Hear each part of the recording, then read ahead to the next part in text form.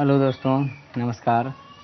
आज हम लोग क्लास 10 के संस्कृत का चौथा चैप्टर संस्कृत साहित्य लेखिका का जो VVI ऑब्जेक्टिव प्रश्नों को देखेंगे। इससे पहले हम लोग जो है 1 से लेकर 3 तक जो है ऑब्जेक्टिव प्रश्नों को कवर कर लिए हैं।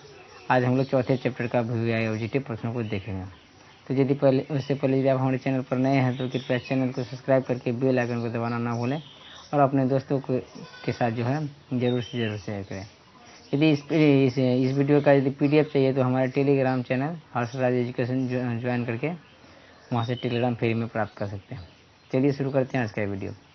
पहला सवाल कहता है, आधुनिक काल की संस्कृत कवियत्री कौन है?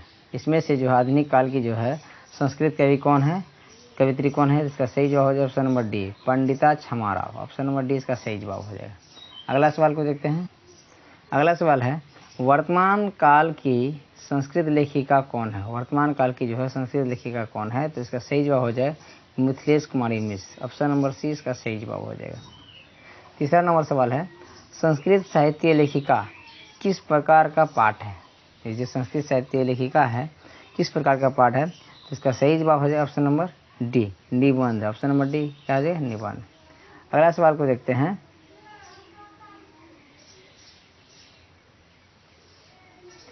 अथर्ववेद में कितने ऋषि पत्नियों का वर्णन है? यानी अथर्ववेद जो है यानी वेदों की संख्या कितना है? वेदों की संख्या 4 है। 4 वेद में जो सबसे अंतिम का वेद है कौन है? अथर्ववेद। अथर्ववेद में जो है ऋषि पत्नियों का जो वर्णन है तो वो कितने ऋषि पत्नियों का वर्णन है? तो इसका सही जवाब हो जाएगा ऑप्शन नंबर डी यानी 5।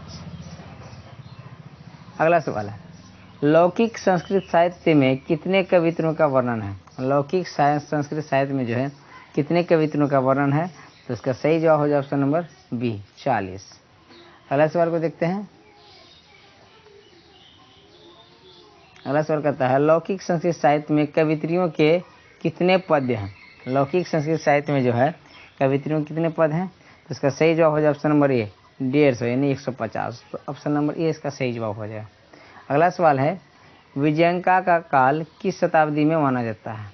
कवित्री विजयंका जो है इसका जो है काल किस शताब्दी में माना जाता है? इसका सही जवाब हो जाएगा ऑप्शन नंबर सी, 8वीं शताब्दी में। ऑप्शन नंबर सी इसका सही जवाब हो जाएगा। अगले सवाल को देखते हैं।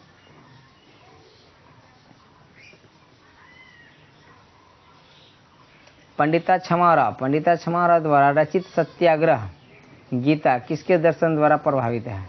तो इसका सही जवाब हो जाए ऑप्शन नंबर ए, महात्मा गांधी। महात्मा गांधी के द्वारा जो है प्रभावित है कौन? इसके द्वारा जो रचित सत्याग्रह गीता है वो। तो सत्याग्रह आंदोलन की शुरुआत किसने किया था? तो महात्मा गांधी ने किया था। अगला सवाल देखते हैं, पंडिता क्षमाराव के पिता कौन थे? पंडिता क्षमाराव के जो है पिता कौन थे? तो उनके पिता थे पंडित शंकर पांडुरंग। कौन थे? Pandit Shankar Pandurang. Option number A इसका सही जवाब हो जाएगा। अगला सवाल देखते हैं।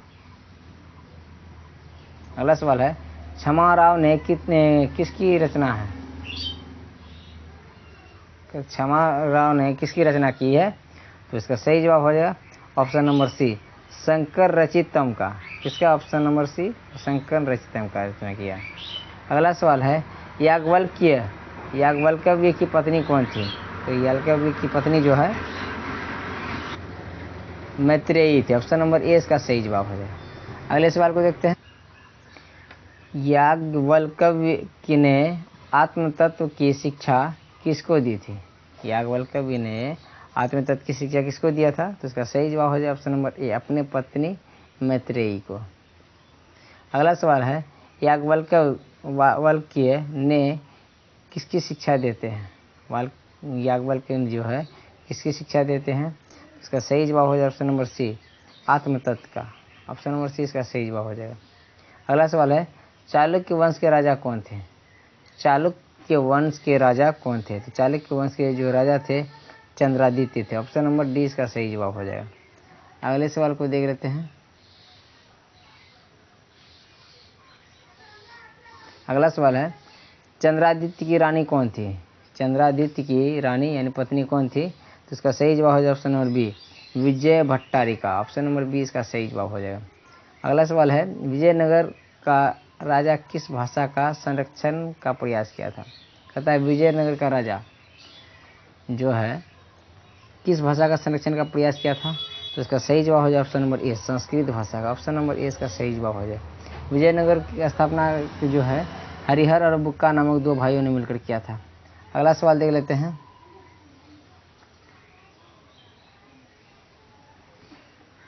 मधुरा विजयम महाकाव्य की रचनाकार कौन थी? मधुरा विजयम महाकाव्य की रचनाकार कौन थी? तो इसका सही जवाब हो जाएगा option number B, Ganga Devi. Option number B इसका सही जवाब हो जाएगा।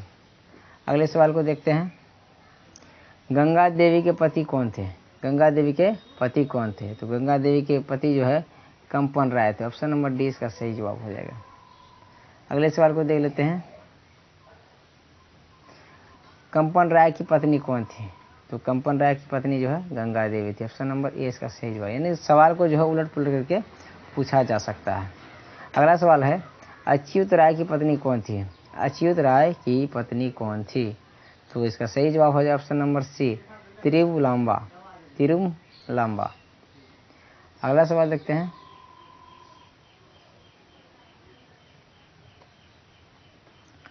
वरदाम्बिका परिणय नामक चंपू काव्य के रचनाकार कौन है?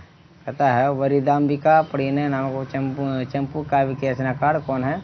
इसका सही जवाब है ऑप्शन नंबर ए, तिरुमलांबा। तिरुमलांबा जो है वरिदा परिणय नामक चंपू काव्य के जो है रचनाकार हैं। अगला सवाल है, आधुनिक काल के संस्कृत लेखिकाओं में कौन अति प्रसिद्ध है? कहता है आधुनिक काल के संस्कृत लेखिकाओं में जो अति प्रसिद्ध कौन है? तो ये हो जाएगा पंडिता छमावरा। ऑप्शन नंबर सी इसका सही जवाब हो जाएगा। अगला सवाल है, वनमाला भवालकर किस काल की संस्कृत कवित्री थी? कहता है वो वनमाला भवालकर जो है किस काल की संस्कृत कवित्री थी? तो इसका सही जवाब हो जाए ऑप्शन नंबर डी, वर्तमान काल के। अगला सवाल है, विजय भदारिका किसकी पत्नी थी? विजय भदारिका जो है किसकी पत्नी थी? इसका सही जवाब हो जाए ऑप्शन नंबर ए, चंद्रादित्य। विजय भट्टारिका होगा, यहाँ पे जो है भट्टारिका होगा, यहाँ पे मिस्टेक है, ठीक है। विजय भट्टारिका जो है चंद्रादित्य की पत्नी थी। अगला सवाल है, ऋग्वेद में कितनी मंत्र दर्शनवती ऋषिकाओं का उल्लेख है?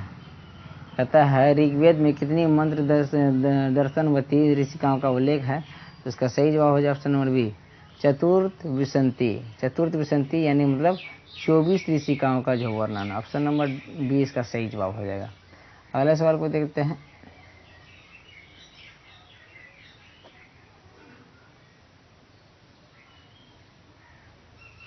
अगला सवाल है, महाभारत में किस लेखिका का उल्लेख मिलता है? महाभारत में जो है किस लेखिका का उल्लेख मिलता है? तो इसका सही जवाब हो जाए ऑप्शन नंबर बी, मैत्रेयी का। ऑप्शन नंबर बी इसका सही जवाब हो जाएगा।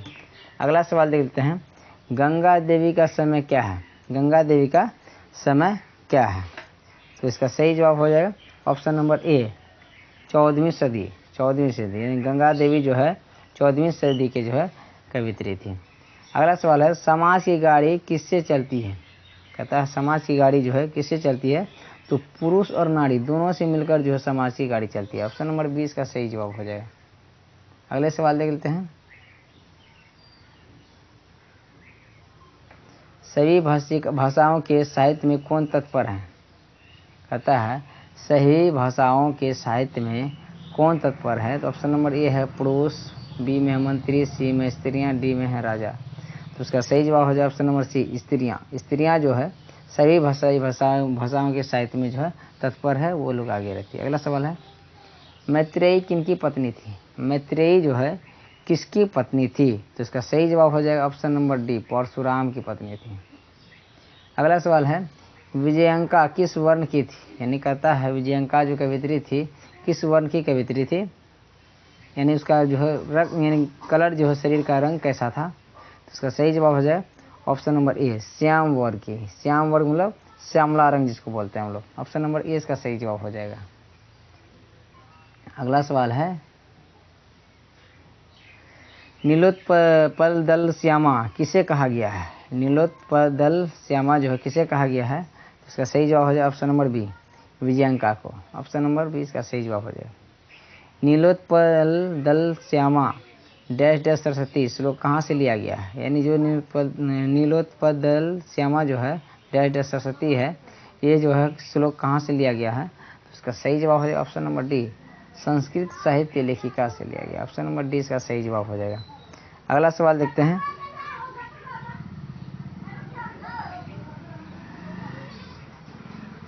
लौकिक संस्कृत के प्रथम कवयित्री कौन थी? कहता है लौकिक संस्कृत के जो है प्रथम कवयित्री कौन थी? इसका सही जवाब हो जाएगा विजयांका। ऑप्शन नंबर सी इसका सही जवाब हो जाएगा। अगला सवाल है श्याम वर्ण कौन थी?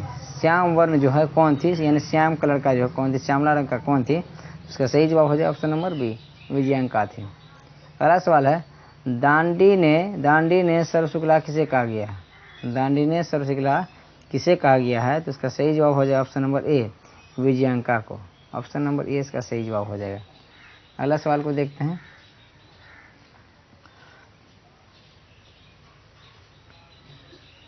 अगला सवाल है आत्म तत्व की शिक्षा किसे देते हैं? आत्म तत्व की शिक्षा जो है किसे देते हैं? तो इसका सही जवाब हो जाएगा ऑप्शन नंबर डी मैत्रेयी को। मैत्रेयी का पति जो है मैत्रेयी को जो है आत्म तत्व की शिक्षा देते हैं। अगला सवाल है दार्शनिक रूप में कौन वर्णित है? दार्शनिक रूप में जो इनमें से कौन वर्णित है? तो इसका सही जवाब हो जाएगा ऑप्शन नंबर बी मैत्रेयी। अगला सवाल है गार्गी किनके सभा में विदुषी थी? गार्गी जो है किनके सभा में विदुषी थी? तो इसका सही जवाब हो जाए ऑप्शन नंबर सी जनक के सभा में। ऑप्शन नंबर सी इसका सही जवाब हो जाए जनक के सभा में जो है गार्गी विदुषी थी। तो हम लोग आज जो है चौथा चैप्टर को समाप्त कर लिए हैं। इसी तरह से हम लोग प्रत्येक दिन जो है हर एक चैप्टर का ऑब्जेक्टिव देखते रहेंगे। यदि वीडियो अच्छा लगे तो लाइक करें और अपने दोस्तों के साथ में जरूर से जरूर शेयर करें। तब तक के लिए धन्यवाद। जय हिंद, जय भारत।